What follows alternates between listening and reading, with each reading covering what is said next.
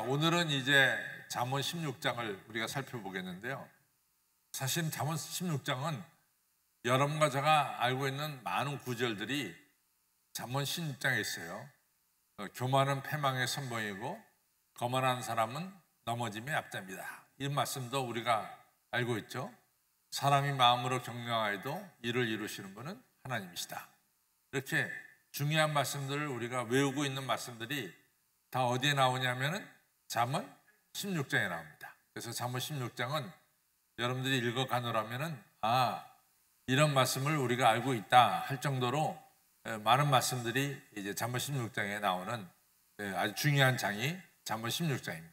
그래서 잠언 16장은 우리가 이제 대개 세 부분 나오는데 1절로부터 9절에 하나님의 잠언, 참 이게 중요해요. 보통 잠언서는 지혜로운 자, 랍비들 또 이러한 분들의 이 지혜로운 말씀들이 나오는데 잠언 16장에 가서는 1절로부터 9절은 여호와의 잠언, 여호와께서 직접 주시는 말씀이다 라고 하는 것을 우리가 알 수 있어요. 또 10절로부터 15절은 이제 왕이 다스리는 것에 대해서 나옵니다. 왕의 다스림. 또 16절로부터 30절은 지혜로운 입술이, 지혜로운 말이 얼마나 중요하냐 하는 것에 대해서 16절로 30절에 나오고, 또 31절, 33절은 이제 끝이죠. 이 지혜로운 자가 누리는 축복에 대해서 나오고 있습니다. 지혜로운 자가 누리는 축복에 대해서. 그래서 잠언 16장은 1절로부터 9절은 하나님께서 주시는 잠언, 10절로부터 15절은 아시다시피 왕이 다스림, 또 16절로부터 30절까지는 지혜로운 입술, 그 다음에 마지막 31절로 33절은 지혜로운 자가 누리는 축복에 대해서 나오고 있습니다. 그렇게 대강 우리가 생각하고 이제 본문으로 들어가겠습니다.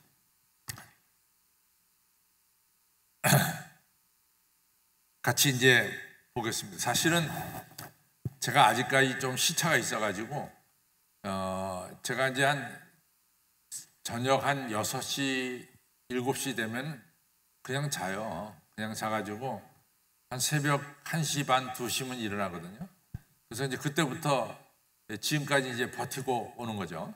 그래서 오늘은 수요 예배가 있으니까 제가 저녁 7시 이 한참 잘 시간인데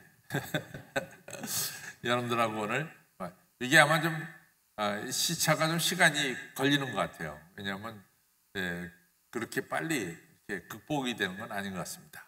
그래서 하여튼 우리 16장 우리 나가겠습니다. 같이 읽습니다.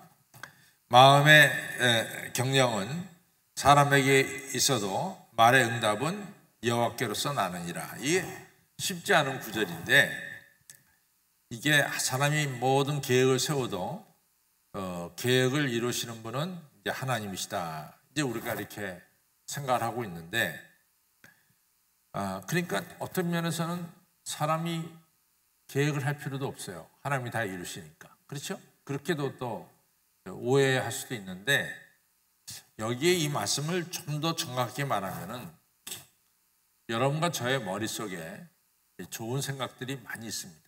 지혜들이 많이 있습니다. 근데 그것을 갖다가 잘 표현하고 잘 나타내야 되는데 그게 쉽지가 않아요. 그게 쉽지가 않습니다. 설교가 어려운 것 중에 하나가, 설교 이렇게 본문을 읽어보면은 하나님께서 무슨 말씀을 우리에게 주시는지 이해할 수가 좀 있습니다. 근데 제가 이해된 말씀들을 우리 성도님들에게 쉽게 어떻게 하면 전달할 수 있을까, 이런 고민을 설교자는 많이 하게 됩니다. 성경을 읽으면서 여기에 이런 하나님의 뜻이 확실하게 들어있구나. 그러면은 이것을 갖다가 어떻게 우리 성도님들이 다 이 하나님의 뜻을 이해할 수 있도록 전달할 수 있을까, 그런 고민을 많이 하면서 이것을 쉽게 표현하기 위해서 되게 좋은 비유가 없을까, 이런 생각을 해보기도 합니다. 그러면서 이제 설교를 만드는데 오늘 이 1절의 말씀은 바로 여러분들이 가지고 있는 아주 좋은 생각들, 좋은 계획들, 여러분 머릿속에만 있으면 어떡하겠어요? 그것을 갖다가 입술을 통해서 잘 표현해야 되지 않겠습니까? 바로 그 얘기를 하는 거예요. 여러분들이 가지고 있는 좋은 생각들을 입으로 잘 표현할 수 있도록 하나님께서 역사하신다. 이런 말씀입니다. 그래서 우리가 평소에 알고 있었던 1절의 말씀과는 조금 다릅니다. 그래서 사람이 계획할지라도 일을 이루시는 분은 하나님이시다. 그러니까 모든 것이 하나님께서 다 이루신다. 이렇게 이제 쉽게 생각하는데 우리의 모든 계획을 잘 표현할 수 있도록 우리를 인도하시는 분은 하나님이시다. 이것이 바로 1절의 뜻입니다. 무슨 말씀인지 아시겠죠? 여러분들은 여러분들의 머릿속에 있는 생각들을 갖다가 상대방이 잘 이해할 수 있도록 그렇게 전달하는 게 쉽습니까? 어렵습니까? 네? 쉽죠? 어려워요. 이게 쉬운 게 아니에요. 실제로 내 마음에 있는 말을, 마음에 있는 생각을 상대방에게 잘 전달한다는 것이 그것이 어려운 일이에요. 근데 하나님께서 바로 우리의 마음과 생각 속에 있는 좋은 것을 잘 전달할 수 있도록 인도해 주신다. 이런 중요한 뜻이 여기 들어 있습니다. 자, 또 2절로 가겠습니다. 사람의 행위가 자기 보기에는 모두 깨끗하여도 여호와는 심령을 감찰하시니라. 우리가 겉으로 나타나는 것은 굉장히 이같이 좋고 화려할지 모르지만은 사실은 하나님은 우리의 모든 행동의 동기와 그 마음을 살피신다. 이런 뜻입니다. 3절을 보겠습니다. 같이 읽습니다. 시작. 너의 행사를 여호와께 맡기라. 그리하면 너의 격려하는 것이 이루리라.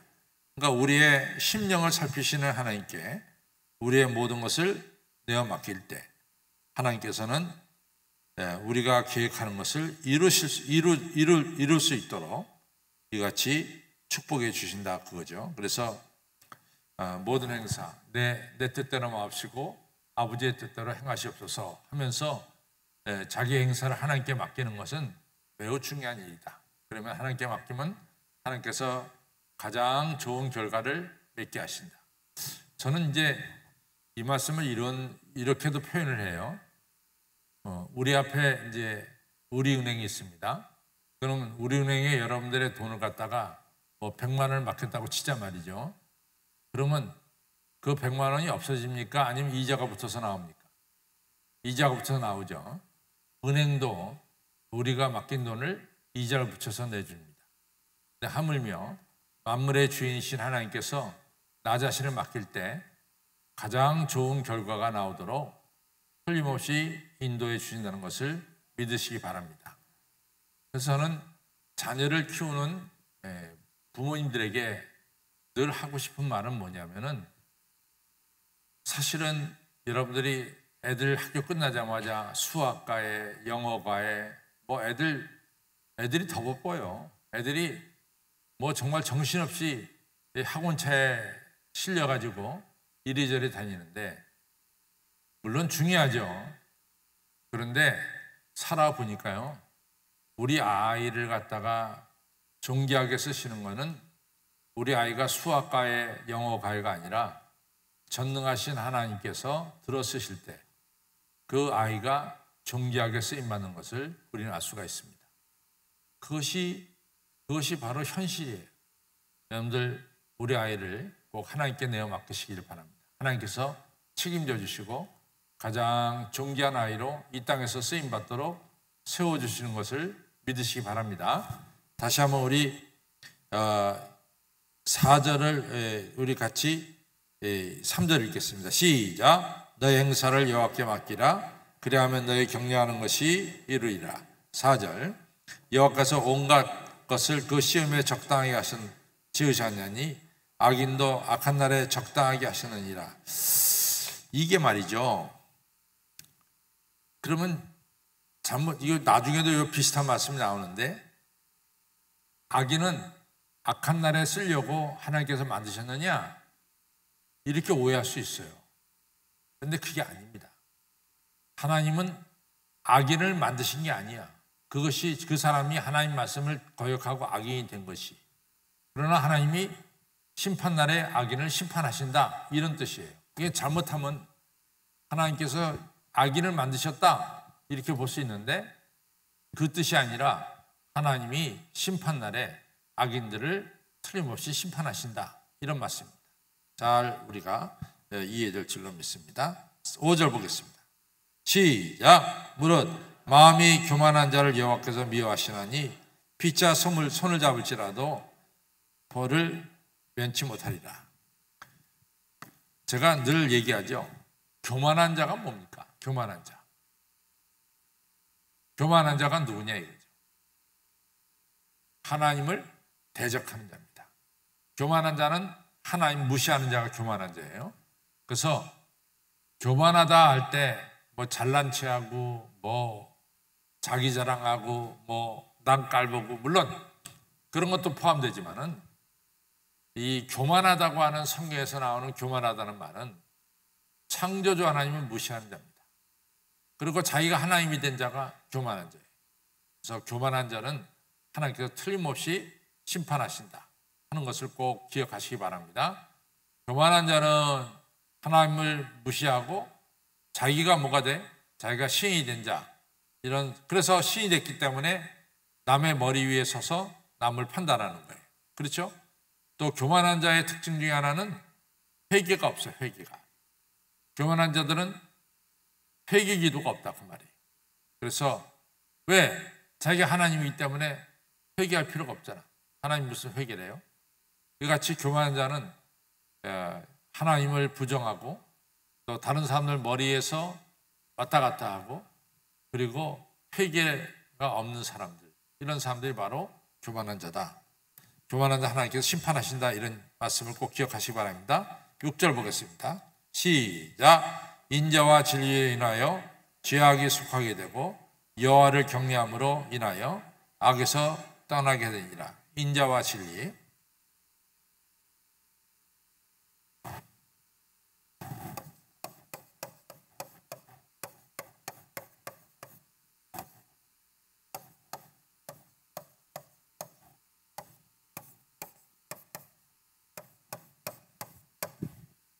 인자는 헤세드죠. 사랑이죠. 진리는 에미트입니다. 그럼 인자와 진리는 사실은 누구의 속성이냐면 하나님의 속성이에요. 하나님은 어떤 분이냐? 하나님은 인자하신 분이고 하나님은 진리의 근본이시다, 이런 분이에요. 그런데 이러한 하나님의 속성을 우리가 닮아서 우리가 우리의 삶 속에서 이 인자와 진리를 실천할 때, 인자와 진리를 실천할 때 어떤 이 효과가 있느냐? 내 죄가 사함받는 역사가 일어난다, 이 얘기입니다. 내 죄가 사함받는 역사가 일어난다. 사실은 구약에서 죄를 사하기 위해서 우리가 짐승제사를 드리죠. 짐승제사.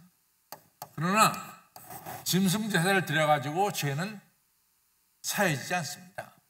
죄가 사함받으려면 우리가 정말로 통회하는 마음으로 회개해야 되고, 그럴 때 하나님께서 우리의 회개를 이제 용서해 주시죠.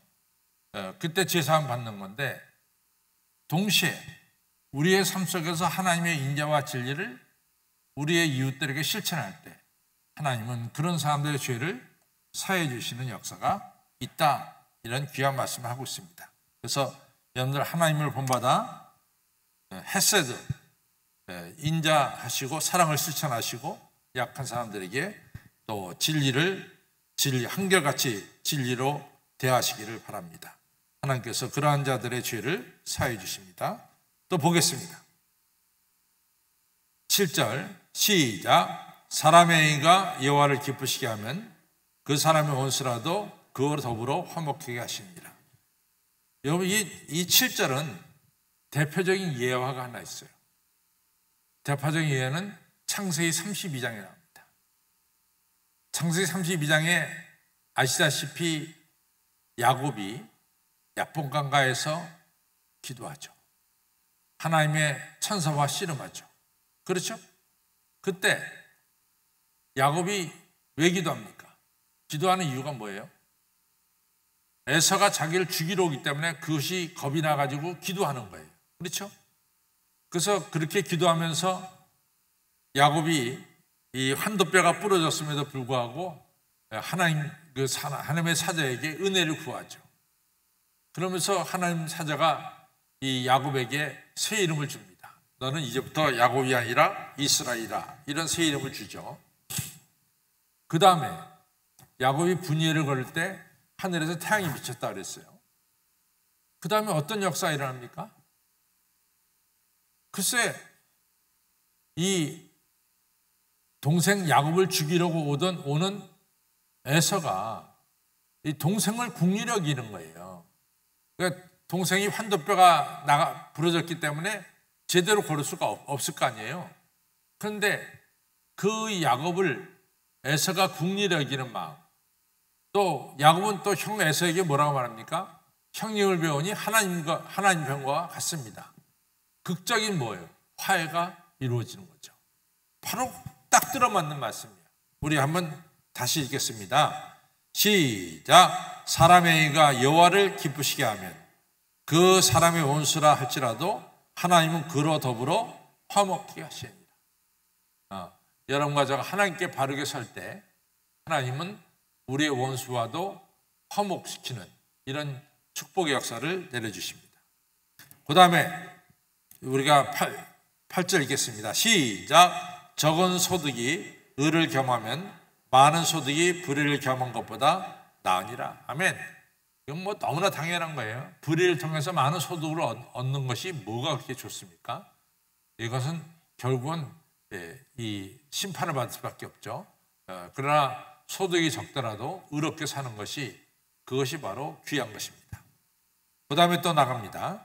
9절 시작. 사람이 마음으로 자기의 길을 계획할지라도 그 걸음을 인도하시는 자는 여호와시니라. 그래서 1절과 9절은 여호와의 잠언이라 그랬어요. 근데 1절하고 9절하고 처음이 똑같죠. 그래서 숨이 일체다. 처음과 끝이 같다.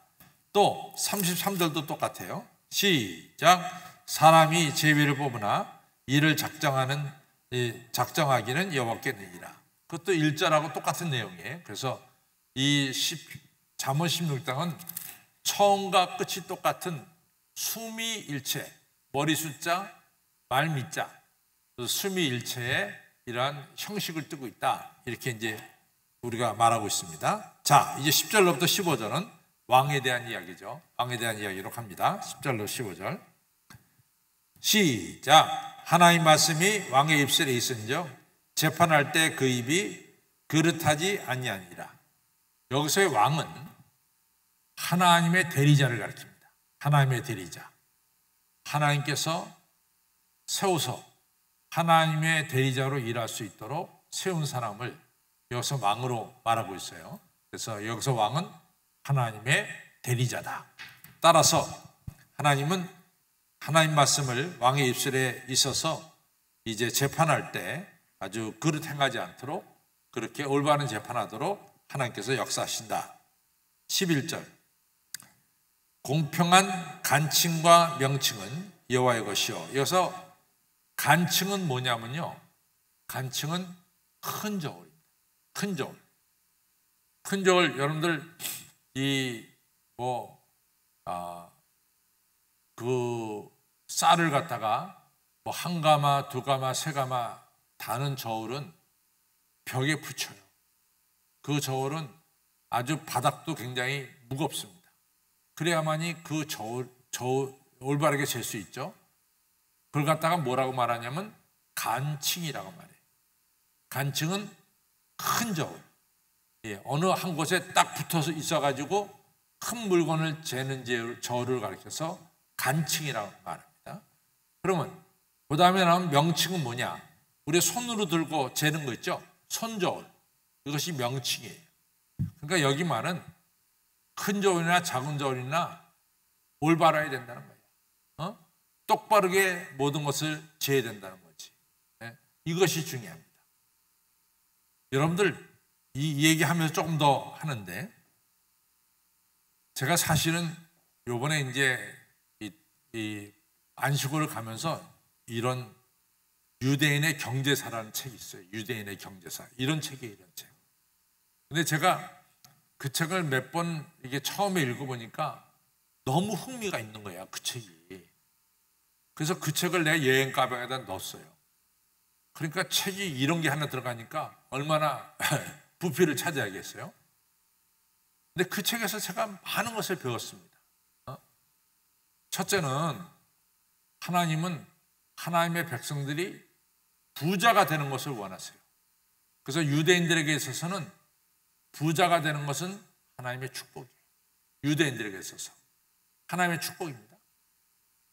두 번째로 유대인들은 이같이 부를 쌓는 데 있어서 아주 중요한 것은 뭐냐면은 유대인들은 일확천금을 절대로 하지 않습니다. 일확천금. 갑자기 부자가 되는 것을 절대로 원하지 않아요. 그래서 그 부가 대를 이어가면서 쌓아갈 수 있도록 하는 것이 바로 유대인들의 부예요. 그 다음에 유대인들이 부자가 되는 데 있어서 여러분들 로스차일드 가문이라는 얘기를 들었을 거예요. 로스차일드. 유대인의 어마어마한 부자입니다. 로스차일드.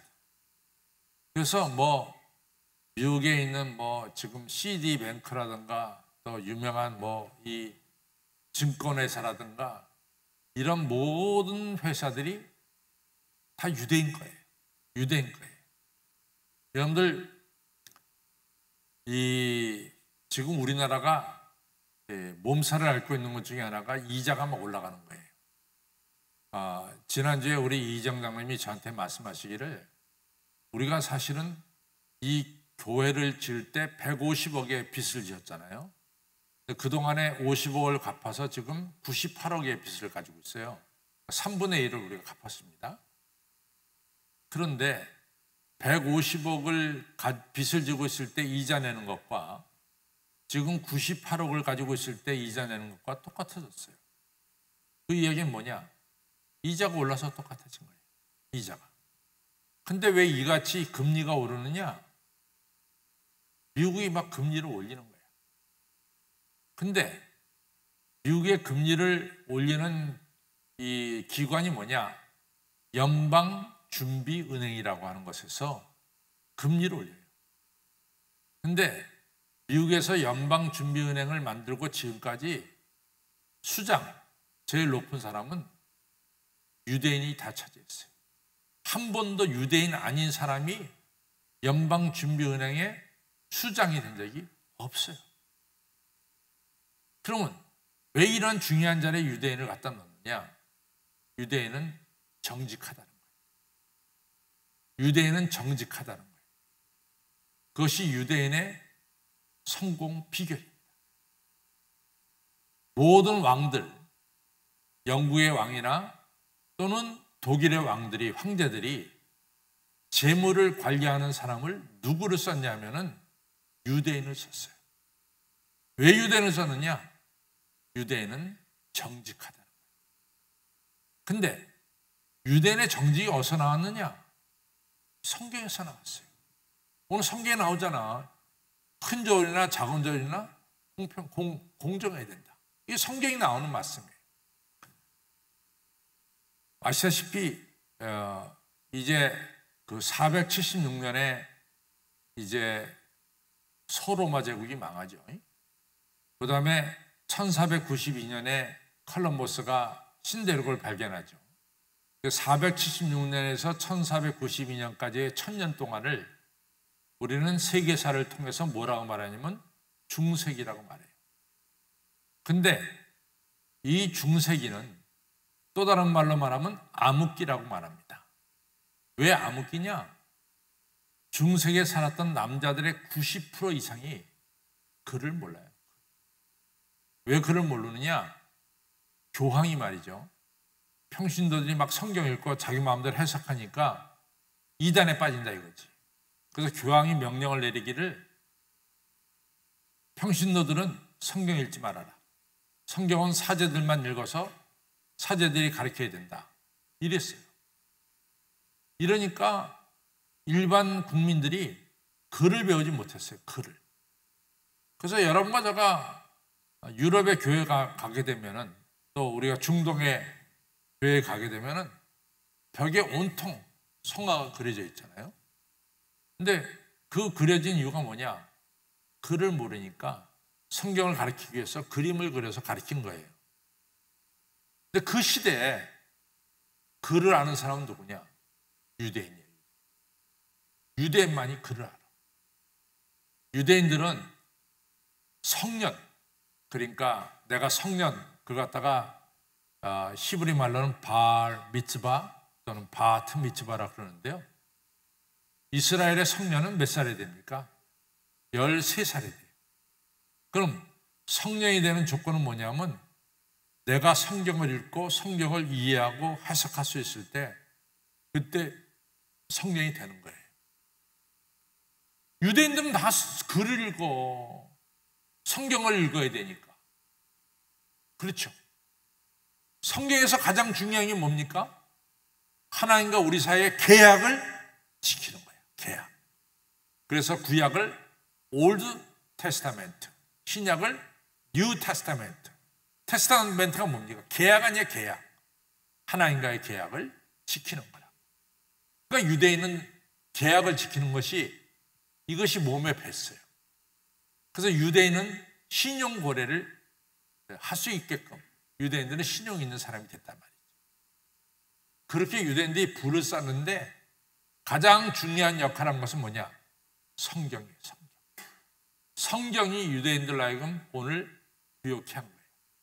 첫째는 성경을 읽기 위해서 글을 배웠고, 두 번째 뭡니까?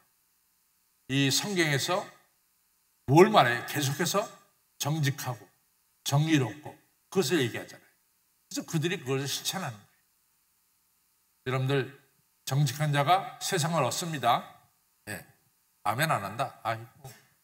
정직한 자가 세상을 얻습니다. 예. 자, 또 넘어갑시다.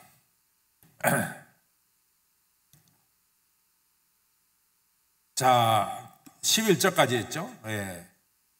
12절. 악을 행하는 것은 왕이 미워할 바니 이는 그 보좌가 공의로 말미암아 굳게 섭니다. 왕은 공의로 하나님의 대리자라 그랬어요. 그러니까 공의를 하는 거죠. 13절. 의로운 입술은 왕들을 기뻐하게 하는 것이요 정직히 말하는 자는 그들의 사랑을 입느니라. 그렇죠? 의로운 입술은 왕들을 기쁘게 하고 왕에게 정직히 말하는 자는 왕으로부터 사랑을 받죠. 14절. 왕의 진노는 살육의 사자 같아도 지혜로운 사람은 그것을 쉬게 아니라. 왕이 진노할 때는 사형 판결을 내릴 수 있어요. 그래서 살육의 사자 같아요. 근데 이러한 왕의 분노를 지혜로운 사람은 풀어줄 수가 있어요. 그래서 왕이 진노를 행하지 않도록 이제 하죠. 여러분들 다윗에게 있어서 아비가일이라는 여인을 아세요? 아비가일? 아비가일은 누구의 아내입니까? 나발의 아내죠, 나발. 근데 다윗이 나발을 죽이려고 그랬어요. 왜냐하면 다윗의 종들이 나발의 양떼를 갖다가 다 돌봐줬거든요. 그런데 그 나발의 양들을 이같이 양털을 깎는 날. 그러니까 우리가 이제 성경을 보면서 알아야 될 것이 농사를 짓는 사람들의 기쁜 날은 어느 날입니까? 추수하는 날이에요. 그렇죠? 그 다음에 포도를 기르는 사람들에게 있어서 즐거운 날은 뭡니까? 포도주를 짜는 날이에요. 목축하는 사람들에게 있어서 추수는 어느 때입니까? 양털을 깎는 날이에요. 이 세 가지 꼭 성경에서 기억하세요. 농사 짓는 사람들에게 가장 기쁜 날은 추수의 날이고 포도나무를 기르는 사람들에게 있어서 가장 기쁜 날은 포도즙을 짜는 날이고 또 목축하는 사람들에게 있어서 가장 기쁜 날은 뭡니까? 양털을 깎는 날이다. 근데 양털을 깎는 날 기쁜 날 아니에요. 그러니까 다윗이 사람들을 보내가지고 내가 당신 양떼를 갖다 다 돌봤으니까 우리 아이들에게 좀 먹을 것을 주십시오. 이렇게 요청했다고요. 그랬더니 나발이 뭐라고 말하냐면 어디서 우리말로 말하면 어디서 굴러온 게 말이지 어디다 대고 말이지 먹을 것을 찾냐고 조롱해서 내보냈어요. 이 다윗이 화가 나가지고 말이죠. 내가 죽인다 오늘 나발을. 죽이려고 올라갔는데 그 죽이러 올라간 건 누가 막았습니까? 아비가일이 막았어요. 잔뜩 사와서 가져와서 장차 이 나라의 왕이 될 사람이 그렇게 사람을 죽이면 나중에 당신의 이력서에 뭐가 됐습니까? 살인자라는 이력서가 나오지 않겠습니까? 그러니까 제발 그러지 마십시오. 그래서 말렸어요. 그래서 다윗이 거기서 분노를 가라앉힙니다. 그러면서 다윗이 그 여인이 한 말에 대해서 고맙게 생각합니다. 그렇죠? 이같이 지혜로운 입술은 상대방의 분노를 가라앉히죠. 그러나 미련한 사람은 상대방의 분노에 부채질을 하는 거죠. 그 다음에 넘어갑니다. 15절 왕의 희색, 왕의 얼굴이 기쁠 때 생명이 있고 그 은택이 늦은 비를 내리는 구름과 같으니라. 그러니까 왕의 얼굴에 기쁨이 있어야 백성들이 생명도 없고 또 이른 비와 늦은 비의 은택을 받는다 이거죠. 16절부터는 지혜로운 입술입니다. 빨리 갑니다. 지혜를 얻는 것이 금을 얻는 것보다 얼마나 나은고 명치를 얻는 것이 은을 얻는 것보다 더욱 낫다. 지혜와 명치는 금과 은보다 더 귀하다 그 말이죠. 악을 떠나는 것이 정직한 사람의 대로니 그 길을 지키는 자는 자기의 영혼을 보전하느니라. 이렇게 성경은 정직한 사람 이거에 대해서 많이 나와요. 그러니까 유대인들이 이 정직을 생명으로 삼고 있습니다. 18절 같이 있습니다. 시작. 교만은 패망의 선물이요 거만한 마음은 넘어짐의 앞잡이니라. 여러분 많이 알고 있습니다. 교만하다는 것은 아까도 얘기했어요. 하나님 무시하는 자예요. 남의 머리에 타고 남의 머리를 움직이는 자예요. 그리고 절대로 회개가 없는 자가 교만한 자입니다. 19절 시작. 겸손한 자와 함께 하여 마음을 낮추는 것이 교만한 자와 함께 하여 털침을 나는 것보다 나으니라. 20절 시작. 상가 말씀에 주의하는 자는 좋은 것을 얻나니 여호와를 의지하는 자가 복이 있나이다.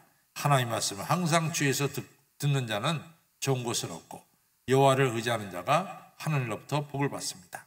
21절 시작. 마음이 지혜로운 자가 명철하다 일컬음을 받고 입이 선한 자가 남의 학식을 더하게 하느냐.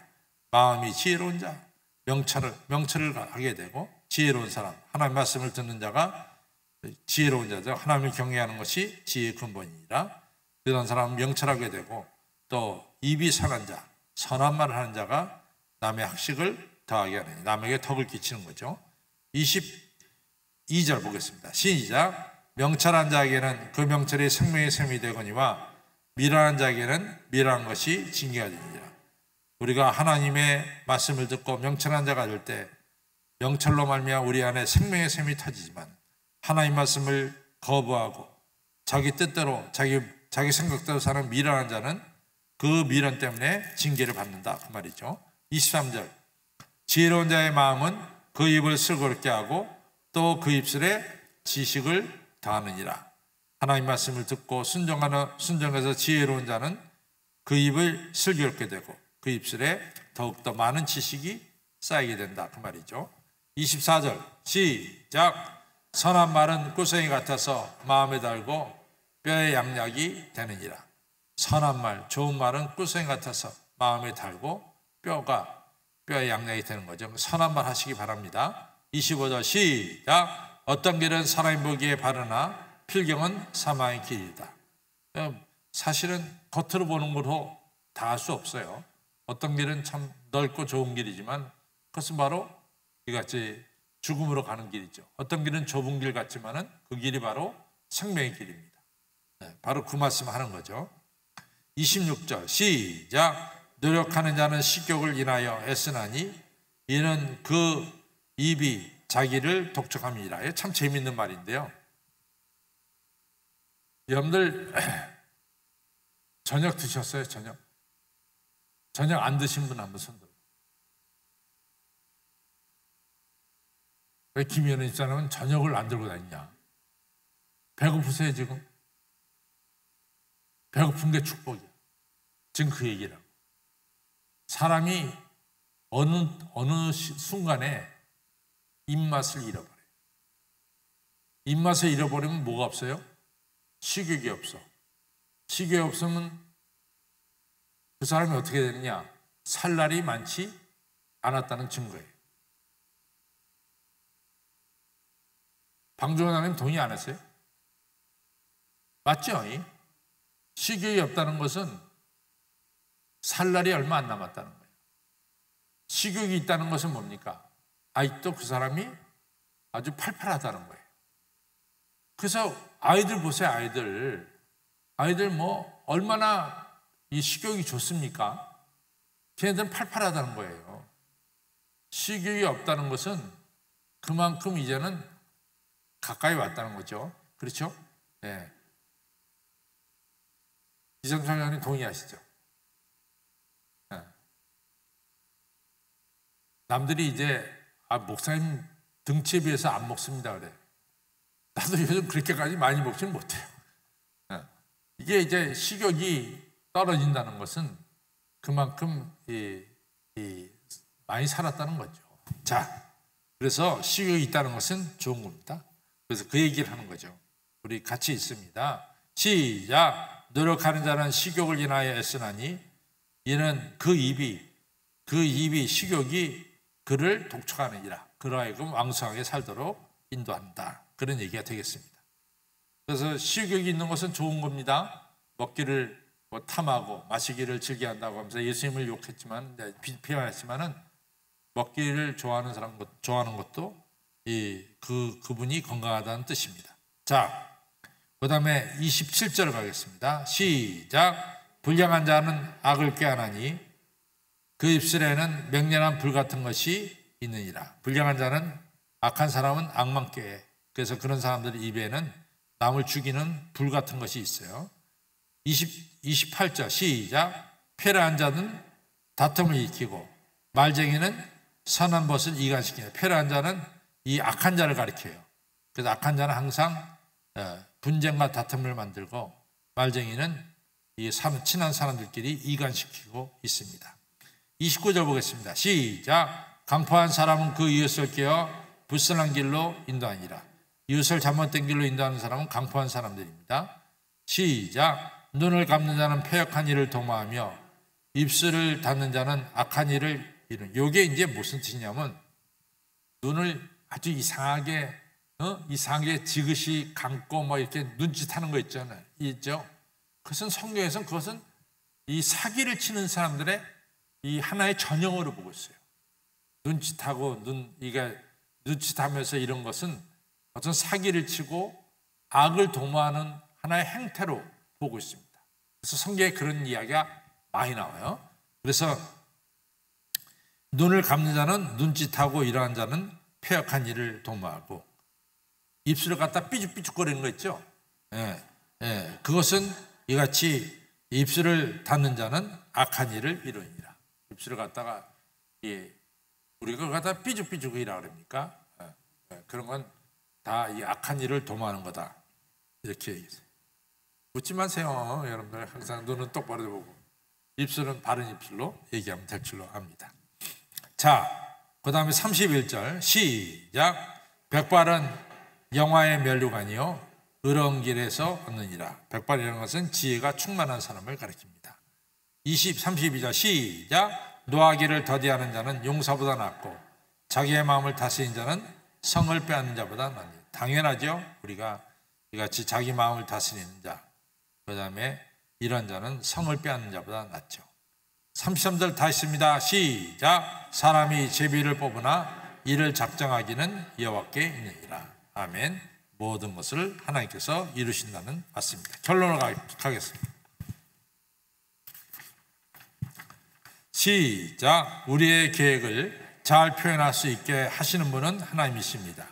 따라서 우리의 행사를 하나님께 맡길 때 하나님께서 이루어 주십니다. 지도자는 하나님의 대리인이기에 하나님이 주시는 지혜를 가지고 정의롭게 행하여야 하는 것입니다.